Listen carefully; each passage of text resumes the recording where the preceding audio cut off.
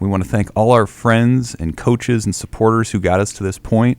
With that being said, for the next hour or so, we are committed to the Pick Six podcast.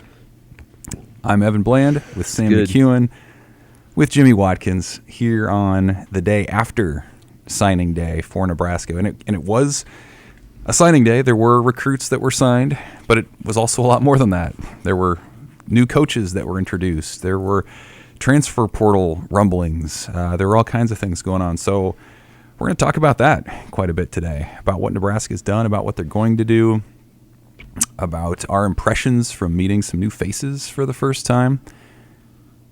How are you guys feeling being on the other side of signing day? I always get pretty giddy. You know, there's still a lot to go, right? Like, they still have to hire another coach. They still have to get a quarterback. They still are probably going to add 3 or 4 recruits, but it does feel like we're, moving toward a quieter time for, 2 or 3 weeks right around the holidays, which I like. We'll do kind of a season in review stuff when we finally have it, but I feel good. Yeah, I feel all right. I felt earlier this week when I was doing prep for Jimmy's still in the middle of this shit, though. Exactly. I felt as someone who has been, an active consumer of the football coverage, but not, talking to people on the ground like you are. You just miss so much. You miss so much. I was coming through the transfer portal potential guys before signing day. I was coming through the defensive recruits because I was on Chenander duty yesterday. It's just like, man, a lot happened while Nebraska basketball was losing games. A lot happened. It did, and there's been a lot. Usually, if you turn the clock back 3 or 4 years ago, the way that we used to cover recruiting before the December signing date, was pretty hellacious. I mean, we would really dive into it because we had more time. We would all kind of have that breather in December, whether Nebraska was in a bowl game or not, and then right around January 7th or 8th or 9th or 10th or so, you'd really make that hard final push. Since it's moved to December, I think everybody's signing day coverage has changed. It's a whirlwind. It's overwhelming. I think coaches now recognize that we probably need to move that first one back, that it's not healthy for anybody to be doing this in the middle of December. It doesn't give people a lot of time. And the thing that they've suggested, I think SI reported this, is they're thinking about making, what do you call a dead period, right after the conference title games for a week. And that's the week where you go and talk to your players and figure out who's in the portal and who's not. Like, they're going to make a dead period for figuring out who's on your team and who isn't on your team, versus Scott Frost having to go around the country hiring coaches, meeting with recruits, and trying to triangulate whether Cam Jurgens or Adrian Martinez is still going to be on the team. So I think there's going to be changes in the future, but the last 2 or 3 weeks, I mean, your eyes are just wide open, yours especially. Well, and you think how much has changed in 4 years. I mean, like you said, we're talking first Wednesday in February was the deal. All the decisions were being made. That was what was happening. Since then, you've got the transfer portal, you've got NIL, and now this year, for the first time, you have the ability to transfer one time without sitting out a year. And so you're seeing well over 1,000 players in the portal right now with a quick entrance somewhere else. It's just unbelievable how much it's changed. And then you add on to that, there can be a dead period for high school recruiting, but the portal, I don't know how you regulate that. Like, is there, other than the deadline of May 1st being the time that you have to be accepted to be with your new school by next year, there's really no regulation on that. I mean, that's going to, I don't know if somebody's in the office on Christmas Day checking out the portal entrance and all that, but I mean, it just feels Frost like it's said yesterday they're working through Christmas break on this stuff with the portal. I don't know how you can't. I believe that. Like, the portal, there may be some structure you can put around it a little bit, and they may try to build something in there where they can do that. But I understand all those things. I don't think that stuff's the end of the world. I think what you've got to do is find a way to get that first signing day way into January. And to be honest with you, they might just be better off going all the way back to February and having an early signing day in August. So having a really early one where the kids are signed. Anybody who really wants to sign with the school, irrespective of who the coaches are or whatever, they sign then. You get your 8 then, and then the next one is February, and you don't even mess with December. I'd like a very early signing day and then a one in February, and then I think that can actually kind of help the process along. Because there's probably 5 or 6 guys that want to be in a program regardless because they want to be in it. And then there's a bunch of guys who are making decisions in December and January and February, and you might as well just let them wait until February. The one flaw in that, of course, is what do you do with the guys whose coaches leave? You know, if they sign in the summer, do you let them out of their letters of intent? Are they stuck? What is that like? I mean, we've seen it. That's just why following, you decide not to sign then. Well, sure. You wait. Okay. I mean, That's my point. We've seen that like a lot with Nebraska recruiting. I mean, they've picked up guys who are committed for months and months and months. It works in basketball, doesn't it? It's not the end of the world in basketball. They have October and they have April. And so they would sign anyway. Well, it'll be interesting. They let them out all the time. That's my point. Is that, you know, when Amy Williams took over for Connie, she agreed to let all of the players out, and then they had to recommit to her, and a couple did, and a couple didn't. But it's not that. It's not hard. You just say, if your coaches leave, the kid has to be let out, and you know, if the new coach doesn't let him out, the media is going to howl to the winds that the kid was treated unfairly. So he'll get out. You don't have to worry about it. I would say if you have one in August and then you have one in February, you're going to have a very small number of kids who sign in August. It's going to be Jake Applegate. Yeah, the local kid who loves the local program. Sure. It's going to be like 5. And then you're going to get your, you know, all of your 5 stars are probably going to sign in February. Like, that's kind of how the cycle would work. I just think they got to get out of December. At the very least, get out of this month and maybe do something else, because it's running into a bunch of stuff, and it's really not. I think it's pretty counterproductive. You got bowl prep, and you got teams preparing for huge games and playoffs, and they're having to go out and meet kids that I think they'd much rather meet in January. So we'll see what they do. Yeah.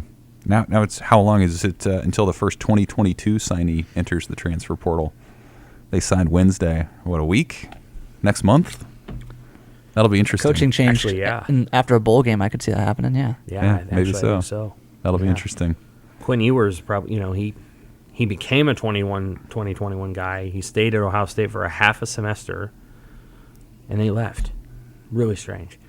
They're gonna have to figure something out, because right now it's kind of like a strip mall, you know, out by like the you know, it's like if you're ever driving from Dallas all the way to like Waco, Texas, which is I think south of Austin. It's just an endless. There's no like land. It's just an endless strip mall. The I-35 corridor. Mm-hmm. And that's what it feels like right now in college football recruiting. It just feels like it feels kind of cheap, and it just doesn't feel like it's, you know, there's a sort of robust relationship created. There seems to be a lot of people just making sort of decisions off the cuff. You know, we'll see where it all lands. I think Nebraska got a couple of guys that were just like, yeah, we're Nebraska. Like I don't know how deep the relationship is there. Well, it can't be. I mean, some of these guys that they just signed, they offered a week or two ago, and they came in for a visit, and they're here. Yeah. This is like late Bo Pelini era, where Bo like got about 14 commits right at the end of the 2014 class, and you know, one of the guys we didn't even know who he was. It was DeAndre Wills. Nobody knew who he was. He came up, he committed. He spent 2 days, I think, in Nebraska, and then he went home because his grandma was sick. And it was one of the more bizarre recruiting stories in the Bo era. And there were a lot of them. In the Bo era, there were guys who you're like, Bo even made a joke once that he thinks he visited someone who he wasn't even sure existed. Like, or the parent didn't exist, or he was like, you know, and it was and then the punchline of the joke was he turned to Tim Beck and he was like, "Are you Tim Beck?" Like there's just a lot of weird scenarios that ended up happening late in the Bo era because they kind of lost track of where people were, and I don't know. This class is, you know, what is it, low 50s, and we have excused that by saying, well, it's small. That's true. I think it's hard to gauge at this point how many really, really good football players are in it. But we won't know for a couple of years. Well, we always do that Super Six exercise, the I don't think local we did it media. this year, did we? I think we will. Oh, okay. We haven't done it yet, but like my point is that in previous classes, there's always at least a couple guys where you're just like, okay, he clearly belongs in that as a guy who's going Right. to contribute at some point. This class, I mean, it's so much more wide open, so it will be interesting. Like, I don't think there'll be a consensus player or two that'll be, a top factor there. But so I guess while we're on the topic of player free agency, so to speak, and sort of the chaos of it, let's talk about quarterbacks. I mean, Scott Frost mentioned on Wednesday that they're leaning toward adding a quarterback. I think it's pretty clear that that's part of their intention, but we've seen some of the names come off the board here recently. Miles Brennan of LSU just announced that he's sticking with the Tigers. Dylan Gabriel's going to UCLA. Right. So those are a couple big names off the board. And I think what's interesting about the portal is, like, there's not a defined deadline in the near future. Like, we could be talking about this for months and months because the portal will endure until the spring. They'll have until mid-January if they want to get that guy onto campus for spring workouts. Yeah, January 16th, I think, is first day of school or something like that. Right. But so this, I mean, can go all the way up through April potentially. Right. For Nebraska as it looks at the portal. What do you like? How do you size up their situation here, their sense of urgency at this thing? Well, let's talk a little bit about what Whipple said yesterday about quarterbacks and what he values in a quarterback. He said talent was nice, but the first three things he mentioned were leadership, toughness, winning personality, competitiveness, being a prick. He's never known a nice guy who was a winner. Now, when you add up those traits, who's the first former Nebraska quarterback that comes to mind? I mean, there's a few. Recently? Yeah, in the last, 10, 15 years. I know who comes to my mind immediately, but who comes to Taylor? you? Well, Zack Taylor and No, Taylor Joe Martinez. Gans. Joe Gans. Gans. Okay. All right. Like, you talk about a guy who was smart and tough and won and could hold players accountable and his teammates and that thing. I think of a guy like that. And it doesn't have to be, here's what I would say. I think there is a 5-star guy out there that it would be great for anyone, whether it's Fields or it was Trevor Lawrence. But, we watched Michigan this year. Cade McNamara was the starter. The 5-star was the backup, J.J. McCarthy. Which one looked like the better quarterback to you? We watched them both. Mm-hmm. McNamara did. Yeah, the starter. He's the starter. Mm-hmm. And he's going to start for as long as he's there. And McCarthy may have to leave because I don't personally see it. And part of what happens in these situations is when quarterbacks get where they are, they're coached up in a way that they're developed and they become the kind of leaders and the kind of managers of the game that makes them very popular with their teammates and with NFL scouts. And Kenny Pickett's a really good example. Kenny Pickett was not a luminary on the same level as a Trevor Lawrence. And so I don't know that there's certainly some quarterbacks out there, including the one that we have mentioned. Now Jimmy knows who that person is, who is not in the portal yet and may never be in the portal. And if they are, we'll tell you. And that person would be, kind of everything that you would want to have. But there are a lot of quarterbacks out there who I think can kind of get it done so long as they have the intangibles and the traits that you're looking for, and they have some experience. Miles Brennan, who decided to stay at LSU. Maybe Miles Brennan is the starter next year for Brian Kelly. I don't know. Brennan doesn't have a ton of experience. I do think that LSU became a more attractive option once the starter Max Johnson had left. What Whipple talked about is I don't think he feels unconfident about who they're going to go get. They had 7 quarterbacks at Pittsburgh. So he likes having quarterbacks around. I don't think he's afraid to take his time or to pick up a mid-level 3-star or sort of a guy that we would shrug at and develop him, because I don't know that what he believes in per se is that you need to have a 5-star quarterback to get it done. I just don't think that's what they're looking for. Now, I do think you need some pretty elite skill talent around that guy, and that's where Mickey Joseph comes in. But they could go with a name that we view as generally underwhelming And this would be that moment where we go, well, Mark Whipple has a track record. The track record is this, and you either trust the track record or you don't. If you don't think he knows what he's doing, or you're skeptical that Kenny Pickett was the only guy that he did this with, then be skeptical. Or you can say, well, they hired this guy to go out and do this, and this is what he's going to do, and whether it's a big name or it's not a big name, he's going to be the guy who coaches him up, and we'll see what happens. I would say, first of all, the idea that they're leaning toward getting, they're not going to show their hand or whatever, but they're definitely grabbing a quarterback in the transfer portal. I think it would probably be a good idea if they could swing it to get to. That's tricky when you're trying to sell, your main selling point is playing time, but I think it would be a good idea because while Logan Smothers did some good things against Iowa, my man threw like 8 passes in the first half. Mm-hmm. And he's a guy who maybe makes sense as like a rotational Luke McCaffrey type guy if you want to do a change of pace.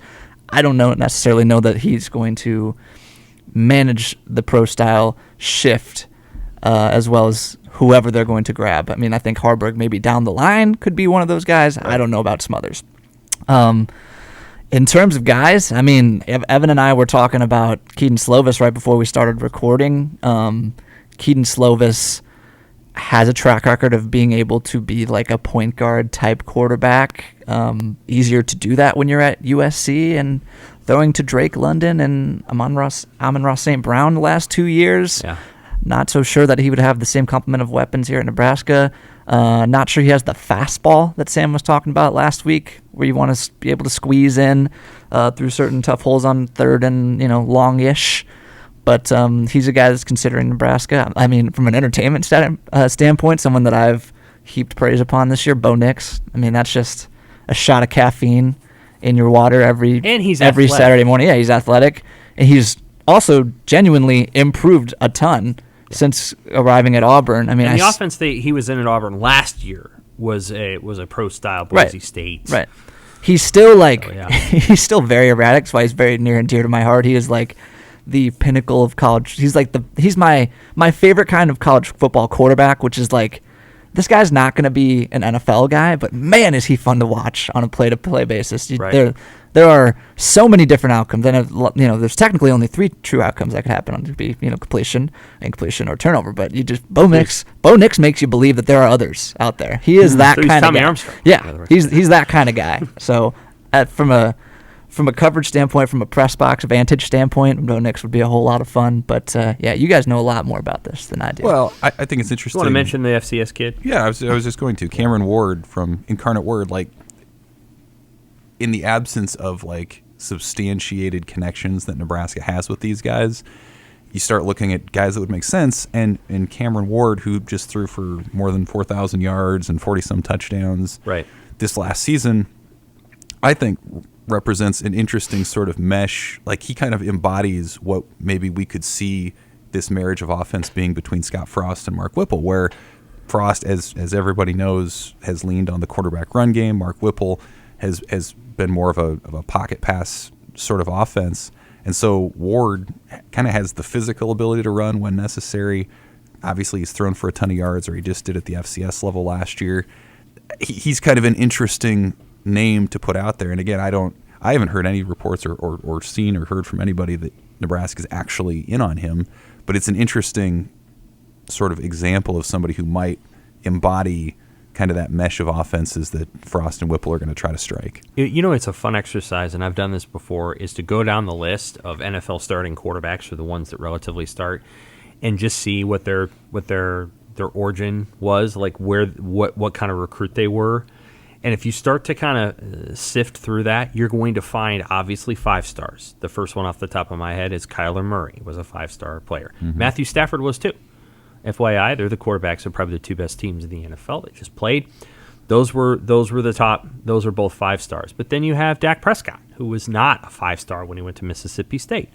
And you have Aaron Rodgers, who went to junior college, not because he had to, but because he wanted to go there to improve his recruiting stock, and then he ended up at Cal. Mm-hmm. You have Jared Goff, went to Texas Tech, then went to Cal, then became the number 1 pick. You have Kirk Cousins, who was a 2-star signee at Michigan State. Keith Nickel was the guy that was supposed to be the star, and he ended up becoming a receiver. So Cousins could be the starting quarterback. On and on you can go. Derek Carr, who I watched in 2011 when he was here. He was a low-rated, recruit. Patrick Mahomes, 3-star, Texas Tech. So if you go through the stories, Justin Herbert, local kid, 3-star at Oregon.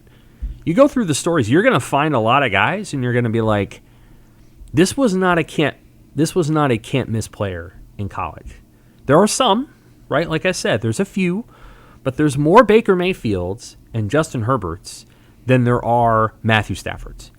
And so how you find that quarterback and how you develop that player really depends. There are guys like Bryce Young who, God, you'd love to get him. But at the same time, there's a lot of guys who aren't like Bryce Young, who evolve and become these elite players, and Nebraska has to find one of those, and then they have to develop it. And I think it's also worth mentioning that it's not like buying a loaf of bread. Like all these guys that Nebraska is supposedly interested in or should be interested in, these guys have dozens of offers elsewhere. They do. Like I heard from multiple people. They're like, why don't they go get Spencer Rattler? Well, they probably were interested in Spencer Rattler, but so were 25 other top teams it's about looking for a quarterback. Yeah. So, I think that's a part of it too. And, Rattler didn't take his best offer. He went to a place where he followed a guy that he knew in Shane Beamer in South Carolina. That's not the best offer he had. Oh, no. But he went with the relationship. The problem is I don't know how many relationships Nebraska has. Well, Brennan was the obvious one with the LSU ties. So, Max was Johnson, one. you can kind of go down that road, the other LSU transfer. There aren't many others that I can think of right off the top. But it's an interesting thought that, like, yeah, there are going to be more names, and there are names out there now. But I think it's also possible that, like, these guys find better offers elsewhere. Right. And so Nebraska at that point has to decide, do you take a guy for the sake of competition, or do you roll with who you have? And that's a room of 3 scholarship guys with 1 start and Logan Smothers. And do you feel good about that? So, like, there's still time and a lot of time for Nebraska to work through this, but it's no slam dunk that they're going to get the guy, the savior that they're looking for next season. I do think that they have an advantage while maybe they don't have the relationships that a lot of other schools might have.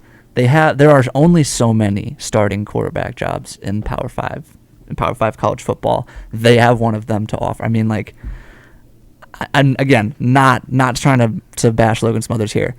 Whoever they get in the transfer portal, in my mind, is the favorite to start next year. I think that's the prevailing sentiment around the program, and relationships or not, that carries a lot of weight. And like I said, there are only so many of these jobs that the Power 5 platform means something to a lot of these guys. The Big Ten platform. Yeah, means Big Ten, something. exactly. You get to play against NFL competition often. I mean, all these kids have NFL aspirations. That matters a lot. How about other takeaways from the press conference Wednesday, just from the new coach perspective or something that Scott Frost said? I know we all got a chance to talk with some of the Why don't you start with Rayola? different hires. I can start with Rayola. Yeah. Some people think that hire is more important than the offensive coordinator hire. I'm not one of them, but some people do. What impression did you get from him, positive and not? Well, he is not long on conversation. I think anybody who watches back, I say it'd be hard for you to get an impression, right? Yeah, I mean, he was there for about 18 minutes. I think we asked him more than 40 questions, so you can do the math on that. But he kept it simple. The standard's the standard. We want 5 sets of eyes looking at the game as one. Fundamentals are important. What's the first thing that they're looking for in a Mark Whipple offense? Stay on sides. Okay, great. So, like, that's where we start. And, I didn't walk out of there feeling like I had enough content for a great feature story on Donovan Raiola. But you know what? He's not there to impress us. If he opens it up to the O-lineman and he teaches the fundamentals and the toughness that Scott Frost seems convinced that he will, and that he told us that he will, then great. Like, he doesn't need to win over the press conferences. I will say it was jarring going from a guy like Greg Austin, who would break everything down and had really philosophical insight to a lot of different things, or he could talk detailed mechanics and Greg Austin and was out there technical giving a stuff. TED talk once a week. Yeah, He and it was was great. interesting. But being on the other end of that, maybe that's not the worst thing in the world, to keep these guys focused on the thing, let the main thing be the main thing, as they say. So while it's safe to say he didn't win the press conference, that's not why he's here. So that's fine. And if he improves an offensive line that has been woefully lacking in development and consistency these last few years, then that's great. But I think it was clear that maybe he didn't have the polish of a Mark Whipple, certainly, or a Mickey Joseph, or some of the older, more veteran guys who've been doing this at the major college level for a long time. Joseph, I thought, did a really good job of talking about process, not only just how he goes about his business, but how he looks at recruiting, how he looks at the world. Some of it was his personal story, but I think a lot of it was, hey, here's how I do what I do.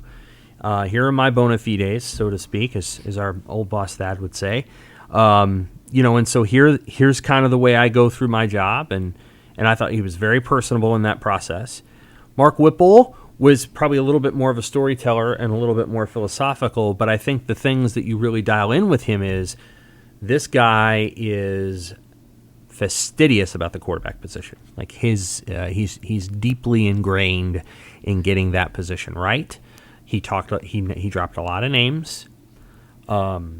I tend to find that kind of what coaches do in that first impression with reporters does bleed a little bit over into what the players hear, and the players that he's going to coach, whether it's the guys who are in the room or it's going to be a guy that he's recruiting, are going to hear the words Ben Roethlisberger. They're going to hear that. They're going to hear Colt McCoy. They're going to hear the word. They're going to hear the name, because I think part of what he wants to bestow on them is, hey, I know what it's like to take a rookie and make him into a Super Bowl winning quarterback within 3 years. Hey, I know what it's like to take a kid over 3 years in Kenny Pickett and make him a guy that was not going to get drafted into maybe the first pick.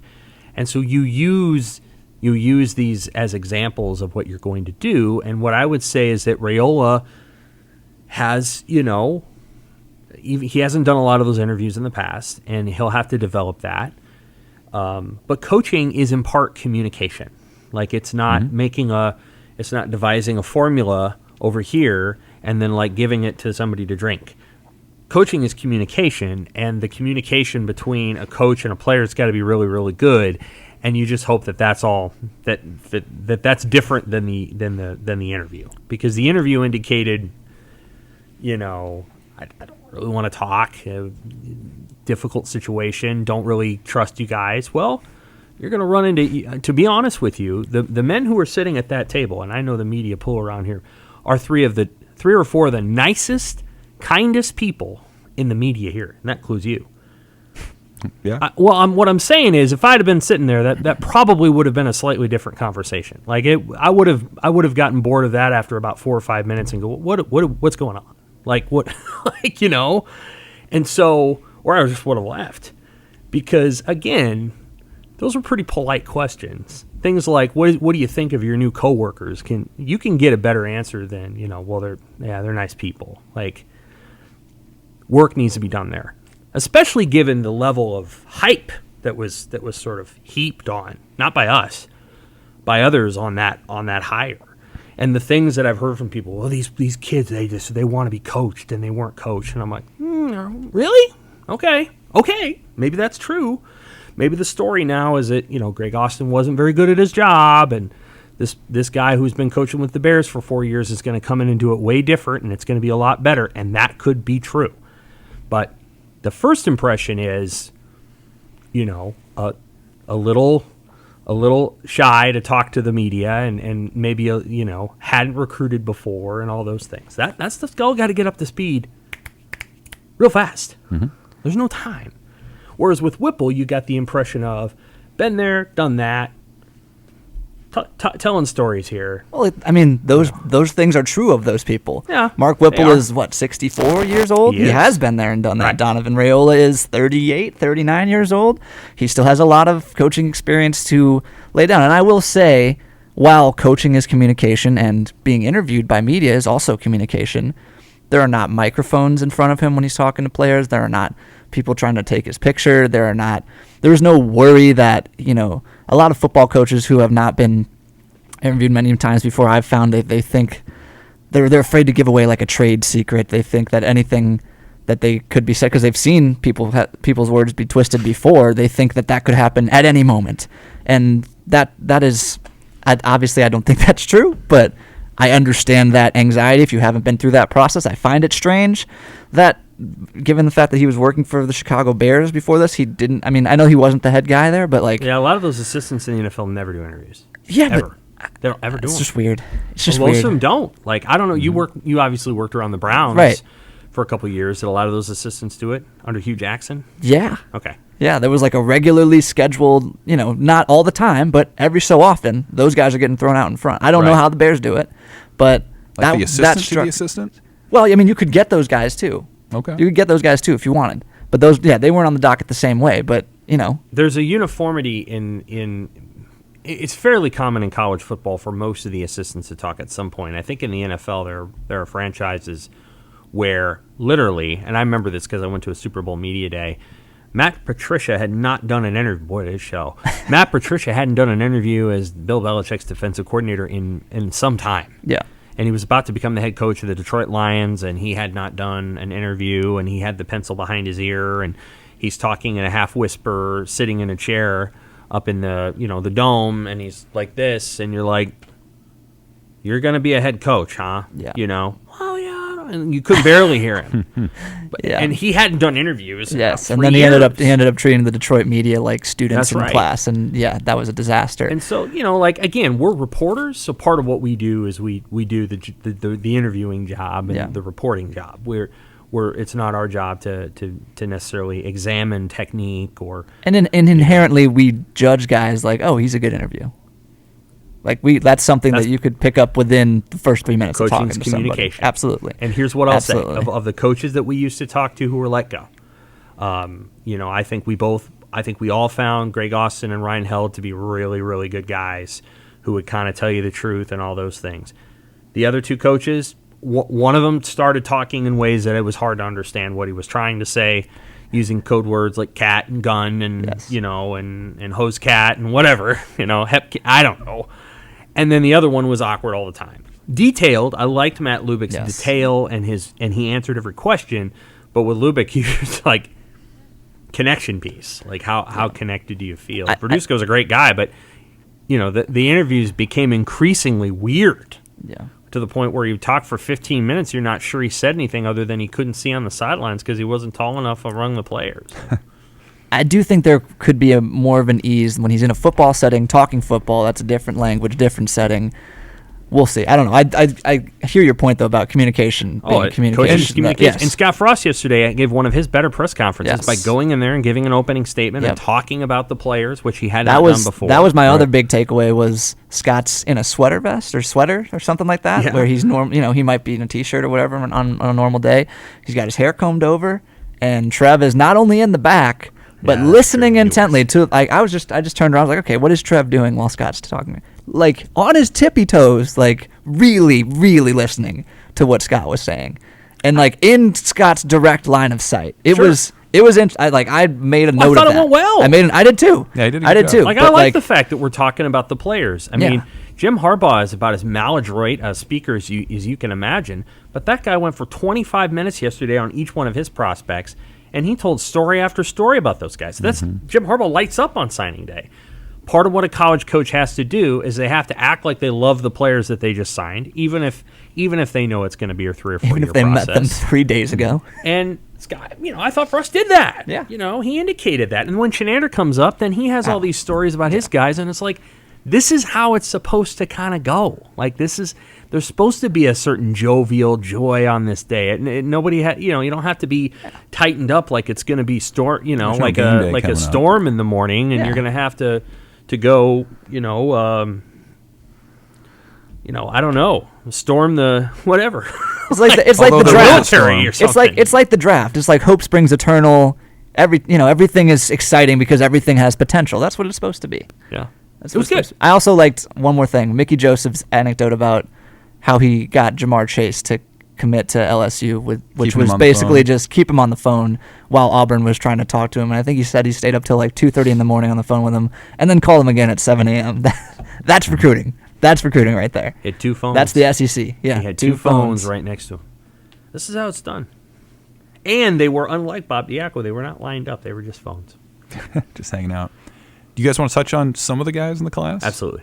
So they signed 13 They may not be done. I think that the big decision Friday is DeColdest Crawford, the former LSU commit who decommitted when Mickey Joseph offered him a couple weeks ago. He's supposed to announce Friday morning. I think there's a decent chance that could be Nebraska. You could say the decision on DeColdest is getting warmer. Indeed. I turned it. His middle name is Juan, Jaun. So he's DeColdest Juan Crawford. That's great. It's fantastic. But so that's a decision that remains. Of course, the portal recruiting is ongoing. They've signed or got committed 4 out of the portal, I believe, And at this point. I like all 4. Yeah. Yeah. A couple kickers, offensive lineman, and a defensive back, Tommy Hill. But of let's just start with the prep guys. Of those 13, does somebody stand out to you, maybe for their potential in the future, maybe for how they got here, just someone that you were impressed by? I'll give you 3. I like the defensive guys probably a little bit more. Offensively, Emmett Johnson will be interesting. We don't know. He's going to have to get here, and they're going to have to assess how strong he is, all those things. On film, he's fast and he gets away from people. So there's that. But on defense, I like the recruits they got in the defensive backfield. I like Deshaun Singleton. What I look for. He's big. He's big. And of course, A, I'm not a football coach. B, I'm not a football scout. C, we're talking huddle video. However, what I like to watch is, okay, there are various things going on in this film. Please don't show me 5 interceptions where all the guy did was, stand back and catch a punt. And his film shows various things. It shows that he can do a little press corner. In other words, if he's right up on a guy, they're not going to run by him. He's good at coming down and trailing people, which is a skill you have to have when teams are running rub routes and when you're, there's various things he has to do. And I like what he put on film. I think Malcolm Hartzog is a really interesting player.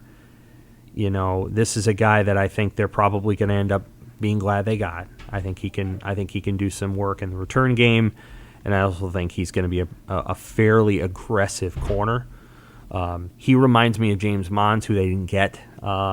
Indiana got him, but Hartzog, I think, brings a lot of the same, what's the right word, skills to the table. Ernest Hausman, I think, has got a lot of potential. I don't know what Ernest Hausman's going to be.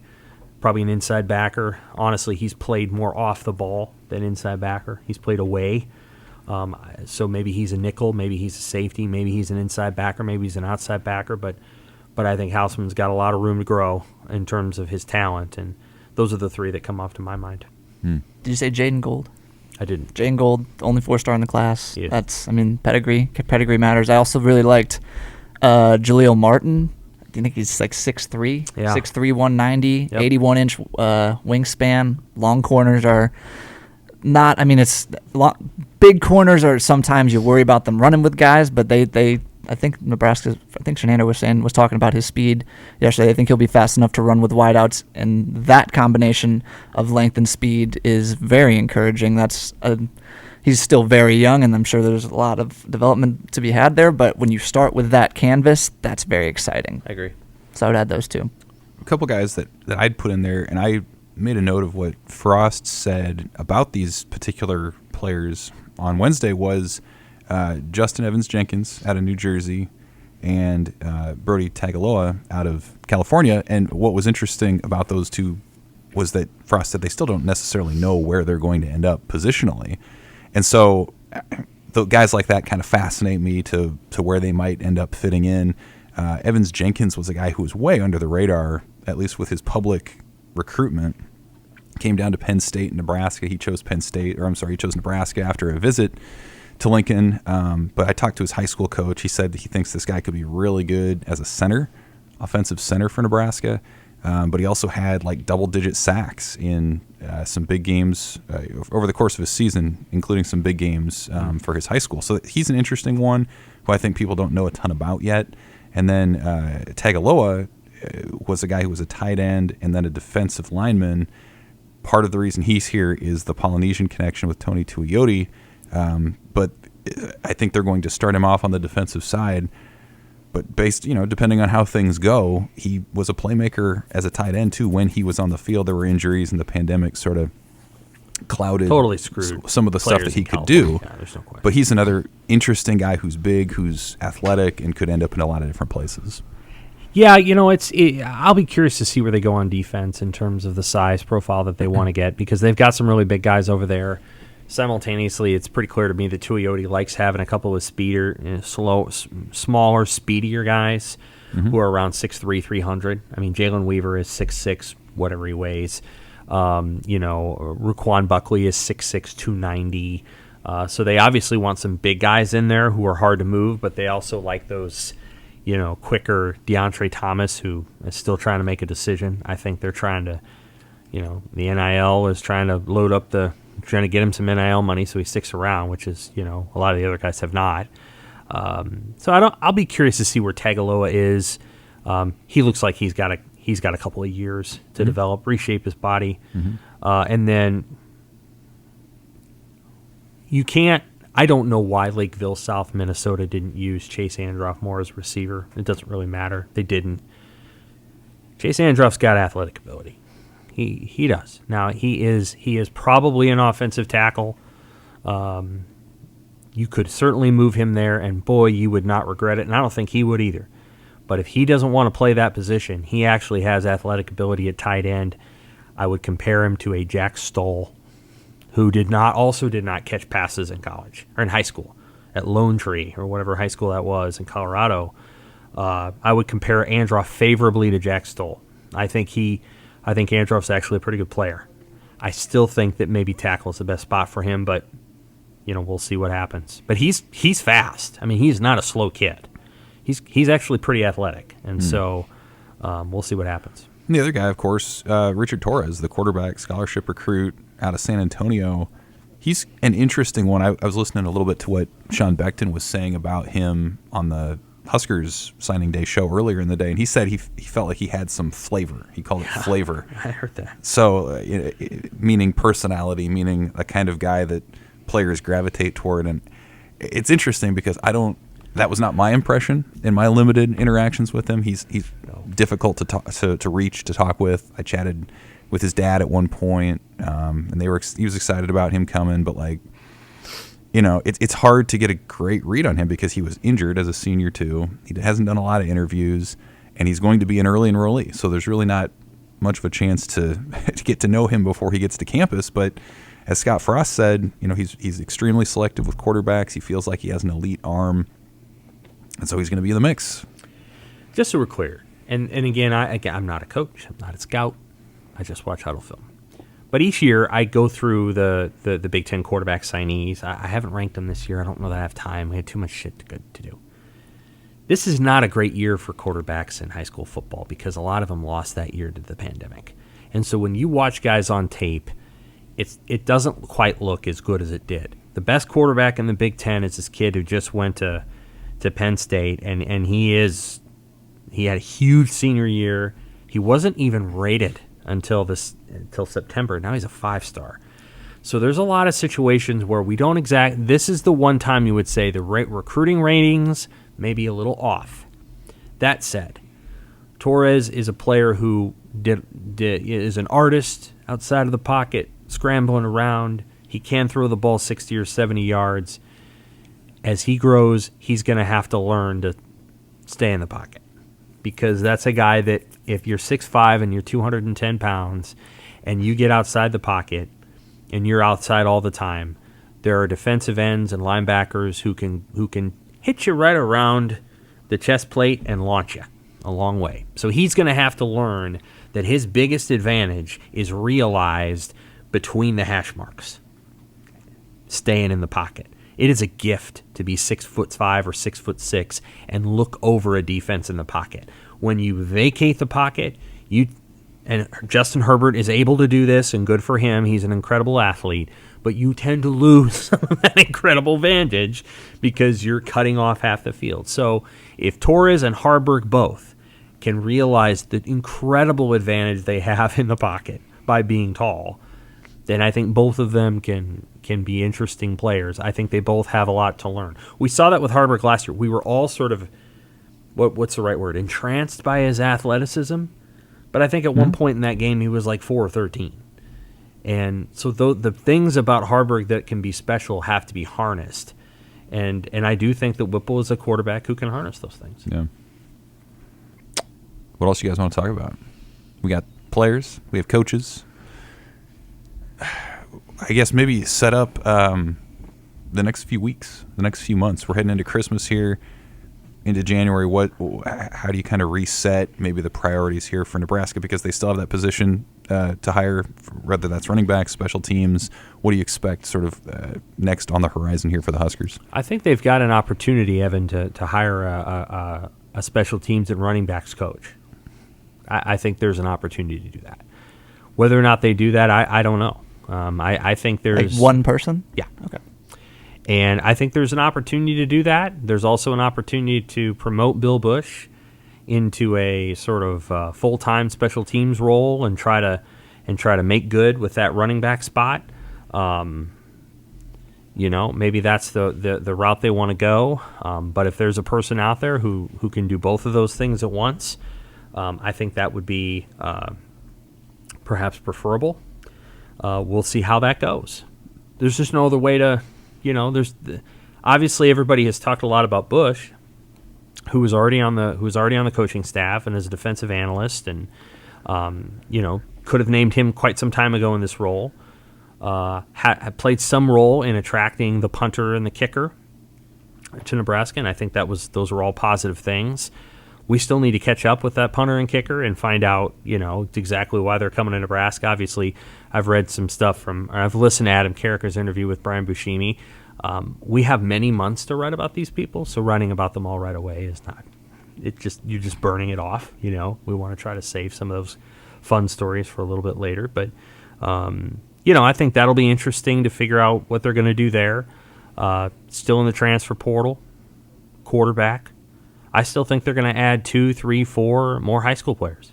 I was starting with DeColdis Crawford, but not ending there. I think you're going to see more players leave the program. Won't surprise me in the bit. You're going to see not only a few more players, I think, maybe leave between now and January 16th, but once spring camp is over, you're going to see a lot of players leave, because I think they're going to realize really quickly, I'm not going to play here. And that's not unique to Nebraska. That'll be all over college Nebraska. football. That's right. So if they're at the deal is, if they're at 88 scholarships come February signing day, that's okay. They just got to be at 85 by the start of camp, and they will be. And so, I think there's a possibility they add, 5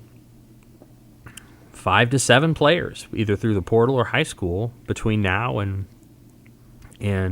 February, and we'll see. I think it's important. I think it's important to get the running back position right. I understand leave it to last. There's a certain nonchalance that's been presented out there of you'll just have Bill Bush because then he'll recruit people and he'll coach special teams. Yeah, but he's not a running backs coach. So who's going to be the running backs coach? You can't have an analyst as a running backs coach. You know why? Because it's against the rules. Mm-hmm. It's against the rules Sean to Beckton, do that. Maybe you could lump them running back, tight end. So this idea that you're going to have somebody on the field who's an analyst when they just got investigated for that's against the rules. They're not going to do that.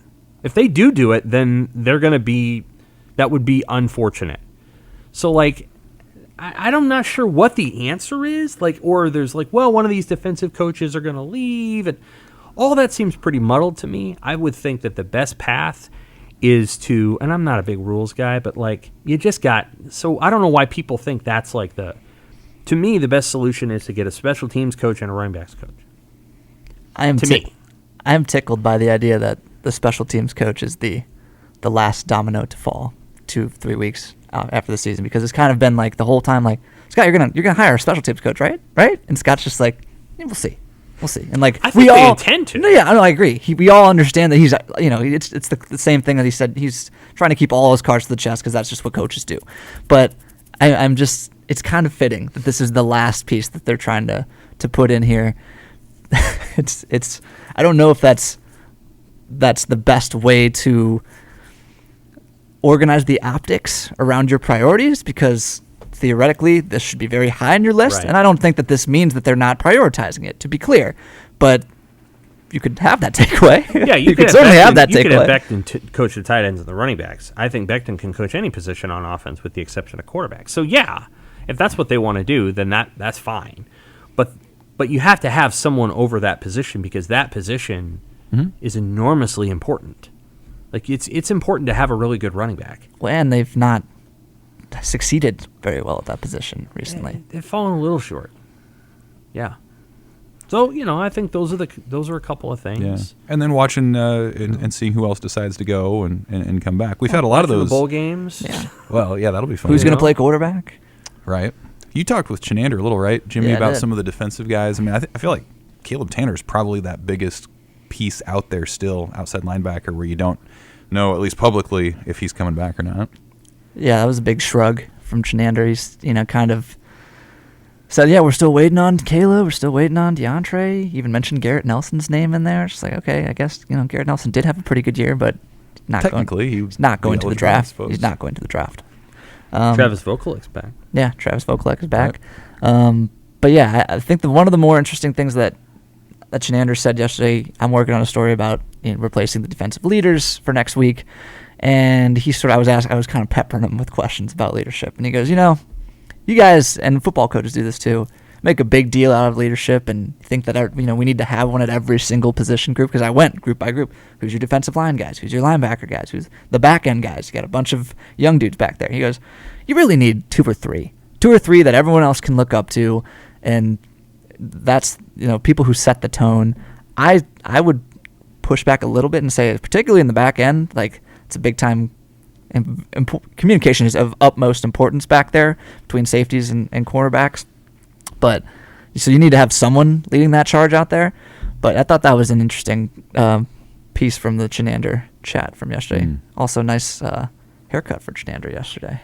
Yeah, he was looking fresh. Hey, incidentally, Inside USC, which is Scott Wolf, who used to work for there, said that Keaton Slovis is looking at Nebraska. With Arizona and Cal. Yeah, what do you think of that? And he's a he's a good reporter. So Yeah, it's interesting. It is. Like you said, Jimmy, once these schools take a big-name quarterback, that removes that school from contention for other quarterbacks because you don't go in the portal if you're not going to get prominent playing time. Or at least the opportunity to do so. Can I do a quick hoops? I was just going to say. Okay. Oh, yeah. You want to talk about? Well, we have to talk 5 about to 10. that. 5 to 10. We got to talk about Yes. the statement that was put out earlier this week. We have to talk about the statement. We have the statement. I'll do a quick spiel on hoops. The prevailing sentiment that I've been hearing, and rightfully so after the last two games, people have been talking about lack of effort and disaster scenarios right now. I would say that feels, I don't disagree that the Auburn and Michigan losses were very bad. They were actually the two worst back-to-back losses in program history. So very, very bad. I understand why those games are taking precedent over other results from earlier this season because those are two marquee games that were in, big TV spots. But, I know it's a large but right before then, Nebraska took NC State to 4 overtimes. NC State since then has taken Purdue to overtime. I watched that game. NC State definitely should have beaten Purdue. It was up by 14 points with 6 minutes left. Kind of how Nebraska was against NC State. And then right after that, coming off the 4 overtime game, didn't shoot well against Indiana, but played really good defense against Trace Jackson Davis and played really hard. So I think that the effort thing is, one, it's a short sample that we're working off of. 2 very bad samples, but short sample.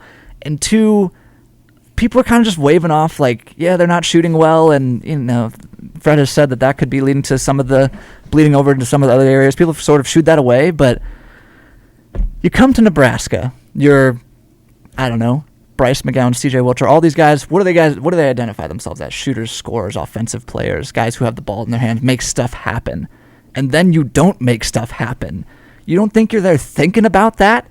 When they're jogging back on the other end, you don't think that's bleeding over into other areas of their game? I mean, the Creighton game where everything looked dead for the first 10 minutes. It's oh my God, this is disaster. Transition defense is awful. What is happening? This is year 3. Then what happened? Kobe Webster started making some shots, and everything changed. The crowd energy changed, team energy changed. The game was more competitive. Everything turned on its head.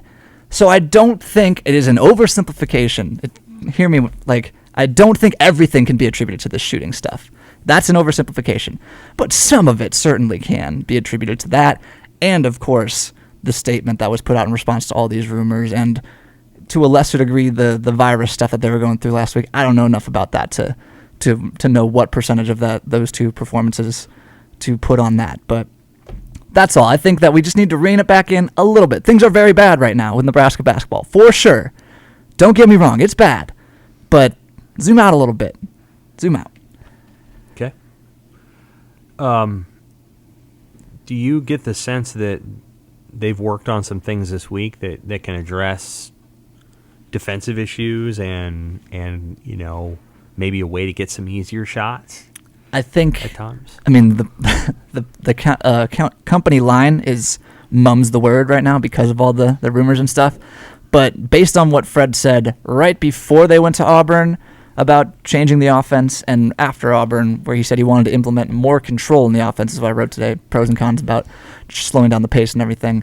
I do think we're going to see an offense that features more concrete set plays where it's not like, okay, we're not running actions. We're not saying we're not basing everything off of. It's not improvision. It's not basketball. We're not running plays with improvision here. Like, we're gonna have more. Here's where the ball goes. Someone's gonna set screen here. They're gonna run here, and then you're gonna get the ball here, and that's. Which isn't what Fred wants to do. That's not how Fred has traditionally run his offense, but he understands that something has to change right now. So they're going to slow it down. There's going to be more control over the offense from the coaching staff. That's my guess. No one has said that. That's just what Fred alluded to last week. And I think that stuff could help them manufacture more of the ball movement that he thought would just sort of take care of itself by virtue of guys helping off of shooters from Alonzo Verge, and then it just becomes like a drive and kick marathon, basically. That hasn't worked out. So maybe you can manufacture some more ball movement. Maybe you score a little bit more that way. That helps you on defense, because right now part of the defense problem is, again, you miss a bad 3-pointer, rebound flanks off 15 feet towards your basket. 3 dudes are behind the play automatically. So I think that, yeah, they are working on some stuff. I haven't talked to anybody really this week that would know about this, but I get the sense that that's coming. At this point, I think that the thing that I see is a team that, obviously their confidence is down when they played Auburn and Michigan. The effort was poor on defense against Michigan, apparently for the virus reason. I thought against Auburn, the offense was kind of what the hell at times. Like 12 seconds left in the shot clock, fall away 3, no one's rebounding. I mean, they've all run back to transition defense. That's by design, and their transition defense still isn't good, so it's not really working. But that's by design. But I mean, that's not a very good shot. It's just kind of a what the hell. We got to take one, and we don't want to embarrass ourselves by running the clock down. So we might as well take this. Whether it's open or not, it doesn't. It's the conceiving part. I think the other thing that, and maybe this is because of people I've talked to or whatever who have influenced me a little bit, but I just don't know that I see a team that's super athletic. Yeah, if you want me to go on, I don't disagree with you. I think the best athlete on the team is Eduardo Andre, and he doesn't play much. Yes, because he turns the ball over. I think like 20. His turnover rate is like 28%. Oh, I'm not saying he's got to play more. Right. I'm just saying that when that guy runs the court, he looks like the soccer player that he used to be. Right. Second best athlete, maybe Bryce. Or Trey. Well, Trey's probably a better athlete. Trey can play football. Even on a scooter, he's a pretty good athlete. Yeah, Trey's in a hell of an athlete, and he's not playing right now. Right. Well, that's a problem. After Eduardo, Trey, and Bryce, and again, I'm fat, so just so we're clear, I'm a horrible athlete. I played in high school, so this isn't about me comparing myself and being that guy. I'm saying, relatively speaking, compared to Auburn, which looked like Auburn is so good. Baylor. Yeah. Auburn looked like Baylor. Auburn is so good. Right? Auburn's athleticism and speed was amazing. Mm-hmm. Now, Nebraska's not going to play a lot of teams like that in the Big Ten. In fact, they may not play anybody in the Big Ten like that. Auburn looked like a Big 12 team. But Fred's teams don't look super athletic relative to the teams they're facing, and that I think that's a problem if you're not making shots, because you can't even do some stuff that would get you tips and steals, and like it doesn't feel like that team can do a lot of dynamic things. Derek Walker is a below the rim finisher, a below the rim defender. When I was talking to Doc Sadler before the season started, he said, we're going to be a charge taking team. We're not going to be a block team. Okay, that means our centers are not that means Eduardo Andre might not be a big part of the plans, which as we have seen is borne out. And Wilhelm Breidenbach and Derek Walker aren't going to come out of nowhere and slam something off the glass on defense. CJ Wilcher, not bulky. There's that's part being strong helps on defense. Not super quick. Keisei Tominaga, thin, not super quick. Alonzo Verge, thin, fast. I would say he's probably one of the biggest defenders when it comes to not getting back in transition defense. Sure, he's small, that sort of stuff. Keon Edwards, that's a guy who maybe could have been that guy. Can't make a shot. But he hasn't. That's the and he guy doesn't. That I think we kind of thought. Just when he goes out there again, this kid's very young, former 4-star guy, has a lot of potential. He goes out there right now, he's a ghost. I mean, at a certain point in his first 3 games or something, I want to say he had like 2 rebounds and like wasn't scoring at all. He's just not making any shots. Now some of that's like the way that it was always described to me, and for people who know, I used to cover women. I do and continue to cover women's basketball, and so some of the terminology I think is similar. Is that you're always looking for athletes in basketball who can rebound outside of their zone. In other words, not just their block-off spot, but can go get one 7 feet away. And I kind of thought Edwards was supposed to be that player. Yeah. Andre is that player. Yeah. But again, he doesn't play because of turnover issues or whatever. One of the issues they had with Ivan Ouedraogo is that Ivan could get rebounds if they were within his massive wingspan, but asking Ivan to go 5 yards over here or 5 feet over there was hard. Yeah. It doesn't feel like they have a lot of guys who can just go get a rebound. They don't have that super athletic player. Shamil Stevenson was a little bit like that, and honestly, Delano Banton was that. Banton had the athleticism and the length to go 7 feet over there and get a ball. To me, Alonzo Verge is grabbing like 5 rebounds a game. I mean, he deserves credit for that. Some of this that they're just not as athletic and talented as and what you need to. A lot of the talent that was posed was shooting talent, and that just hasn't come to fruition. But the way you make up the lack of athleticism, size, is with good old-fashioned, elbow grease effort, all that sort of stuff. And that's where I think you can legitimately criticize some of them for not boxing out or not, or when they do, some of them will they'll stand around the rim and put their arms out as if they're boxing out, but they don't make contact. They're doing the instructional video form of boxing out, but boxing out for real hurt. You're banging. That's the contact sport part of basketball. That's part of it right there. So yeah, that part is a legitimate criticism. Yeah, that's the Purdue style. Yes. Or you're a Big 12 team and you just out jump everybody. Yeah, but I also think there's just so much going on there right now, and I think that plays. Let's talk about the statement for a minute. You don't have to say much here, Jimmy. Yeah. Certainly you can if you want to. Trev Alberts released a statement on Tuesday afternoon. Let me find the statement because I think that's probably somewhat valuable. We have, and other media have heard, rumors about I don't know what the right word is. Many things. Stories that are going to be run on the Nebraska basketball program. Investigations that are being done into the Nebraska basketball program.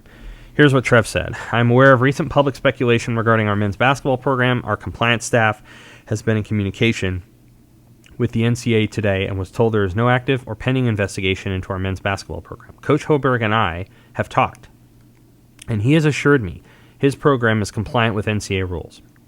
Okay. Here's what that means. The NCAA doesn't know anything. And Fred Hoiberg, and I assume Matt Aldomasi, I assume that. I mean, I'm sure Fred talked to, they're saying there's nothing. That's what that statement says. The statement doesn't say that there isn't a story that's being written. That statement doesn't say that something's not up. There very well may be nothing up. I'm not saying that there is.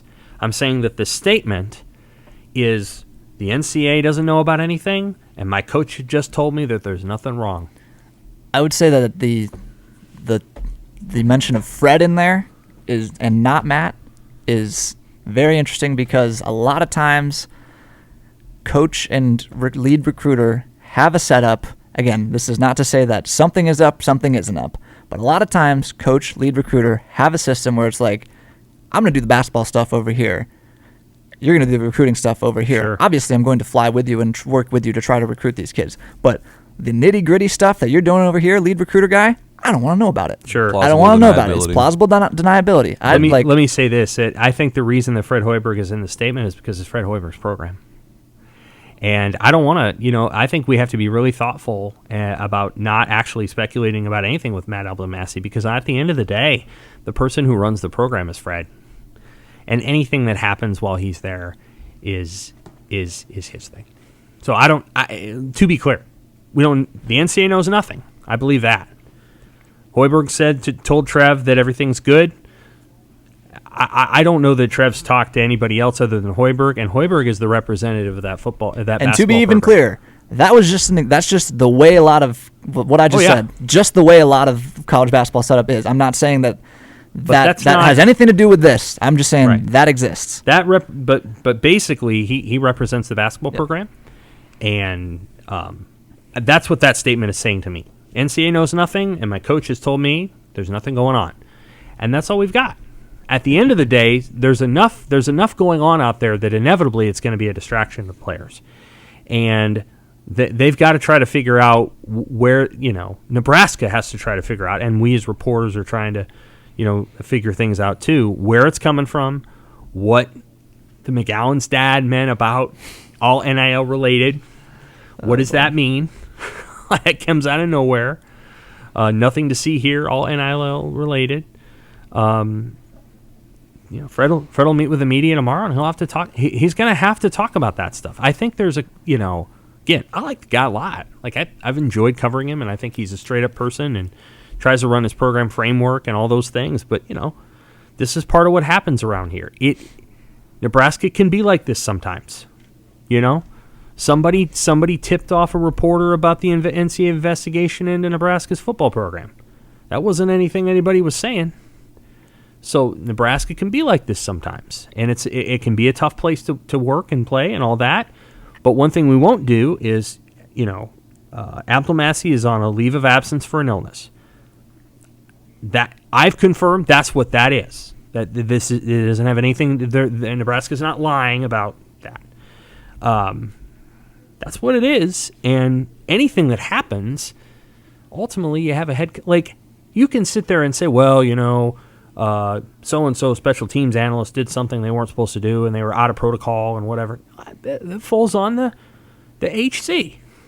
And if we're really willing to say, well, Scott Frost is responsible for X, Y, and Z, it's true of the other programs as well.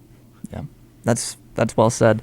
I would say one more thing on this point. A lot of these rumors spread around social media. That's how a lot of these things happen these days. You know who that impacts the most? Players. Yeah, 18, 20-year-old, 22-year-old kids who are on their phones more than any of us. Well, maybe not us. We're reporters. We're on our phones probably an unhealthy amount. But those kids are on their phones quite a bit. I follow a lot of them on Instagram. They are active on the socials, and that's tough. They're going to see all that stuff and wonder what's up. We'll see what happens. I mean, they've got to play Kansas State on Sunday. Kansas State's not as bad as they were last year. Still anyway. A winnable game, though. Absolutely. Then they play Kennesaw State, which you should can't be a lose winnable that game. You can't lose that game. You never know. And then they're in the Big Ten. And at this point, you go into the Big Ten assuming you're not going to win unless you play your absolute best. Does that mean Nebraska won't win? No, they're going to win games in the Big Ten, but you have to play your best. I was talking to somebody last night. A Big Ten win is a Big Ten win. And if there's one thing that I think Nebraska athletics has struggled to adjust to, with the exception of volleyball, which is in the Final Four. Well done, Nebraska volleyball. With the exception of volleyball and maybe wrestling, they've struggled to adjust to the caliber of competition in the Big Ten. And I'm accepting baseball out of that because that's the one sport where Big Ten wasn't real strong. True. But everything else, I think they've just struggled to adjust to the caliber of competition. They haven't always understood what it's going to take. The soccer program was elite. Then it went to the Big Ten, and it's not been elite. Football program was certainly better than when it got to the Big Ten. The Big Ten has beaten that thing up now. Men's basketball, to a man, to a beat writer, they thought they're going to leave the Big 12, which is full of superstars. They're going to go to the Big 10, and you know what? It might be a league with good coaches, but at least you got some athletes. You know, you can compete. The Big 10 has been harder than the Big 12. So, you know, Nebraska's got to adjust to that. I think the Big 10 has been a more difficult transition than everybody thought, including basketball, and now this is the year where they've got to show quality improvement, because you can't go through another year where you win 7 or 8 games and say, well, you know, we'll figure it out for next year. We're gonna switch out 5 more guys and bring in 5 more guys. And no, at some point you have to have momentum, and things have to coalesce. And it might not be the worst thing in the world talking about recruiting to get a couple in-state kids.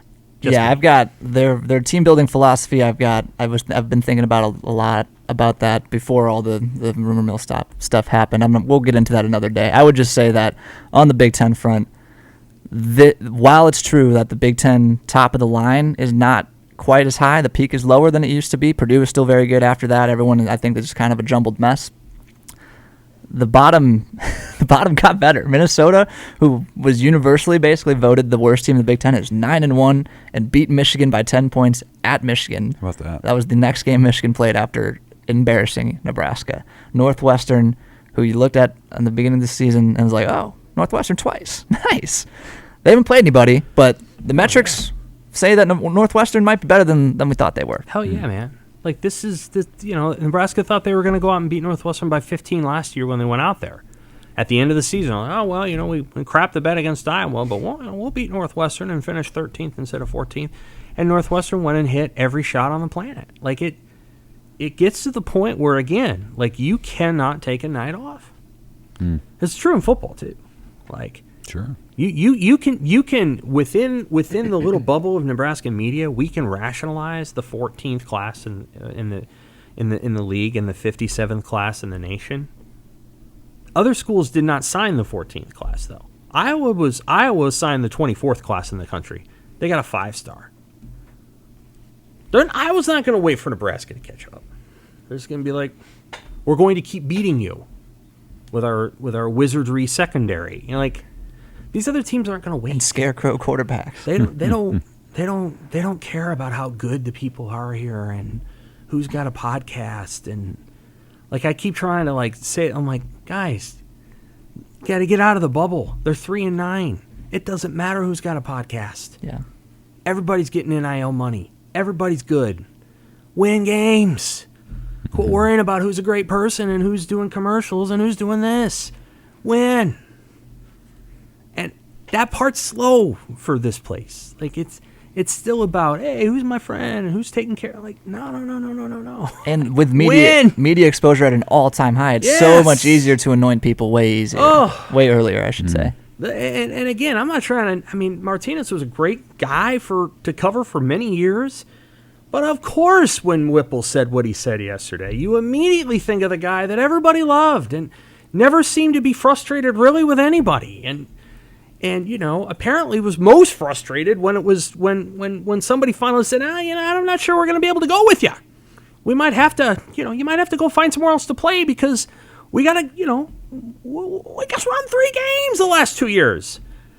Like, that's not the moment to be like, oh, what, like, it's just notable. And then there's people like, oh, Whipple wasn't talking. Whipple wasn't talking. Of course he wasn't talking about Martinez. He didn't even know him. But people making the connection, it's not if the shoe fits. I mean, it's not wrong to make the connection. Yeah. Like, something wasn't right in that offense for many years, and some of it was there were guys doing things around him they shouldn't have been doing, and they didn't help him. And he probably, in hindsight, probably could have got after some people a little bit more. But I appreciated the idea of Whipple at least setting the expectation of, like, whoever I anoint at quarterback does not have to be the person who is your best friend. You know what I mean? Like, he doesn't have to be the media's best friend. He doesn't. And he doesn't have to be his teammate's best friend. The best quarterback in school history is Tommy Frazier. Mark Whipple would have loved him. Oh yeah, no doubt. Let's wrap it up on the other end of the spectrum here. Volleyball in the Final Four tonight. Let's just touch on that quick. They're in the national semifinal.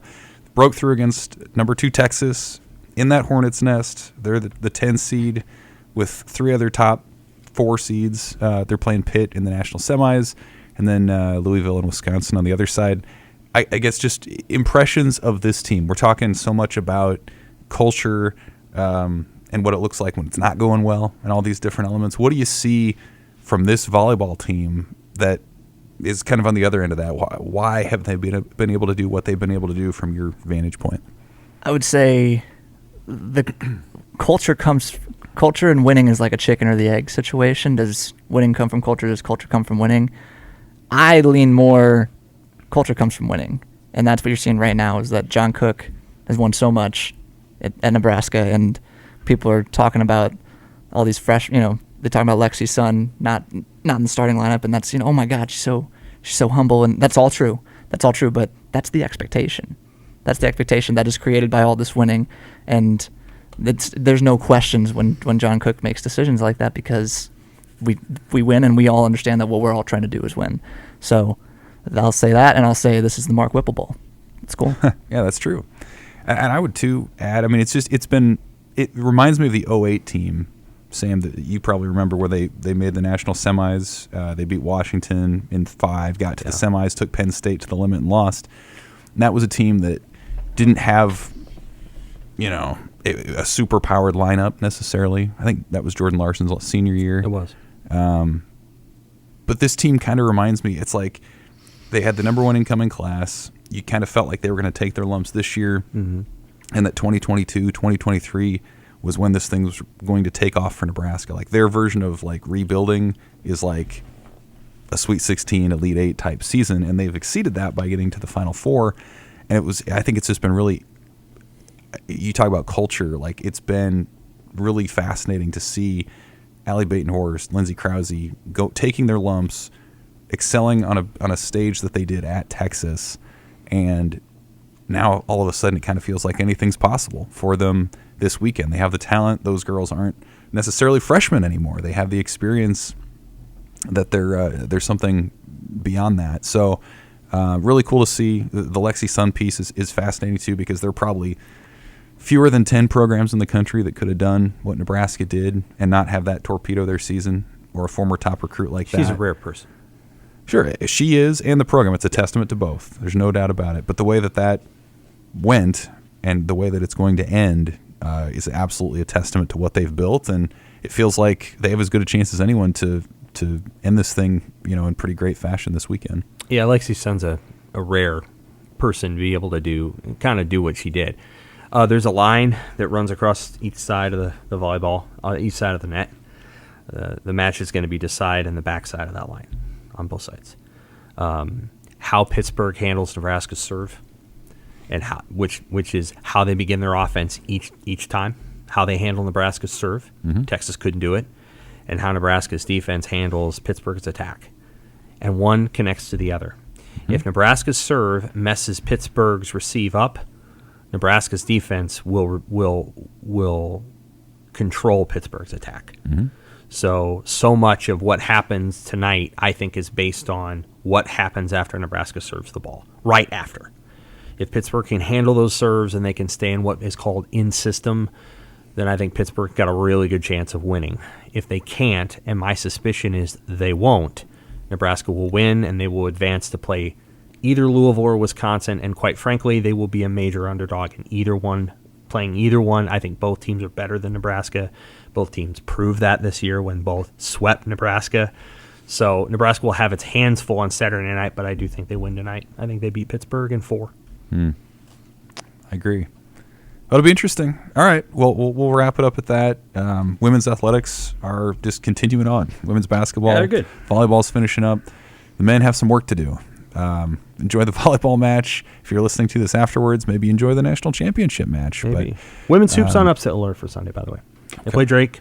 That's going to be tough. It's the second or third toughest game they've played. They need to play well, or they will struggle. You heard it here first. Get that Christmas shopping and done. I like Amy's team, to be clear. But they're on upset alert a little bit. We'll be back next week with one more pre-Christmas podcast. Thanks for listening.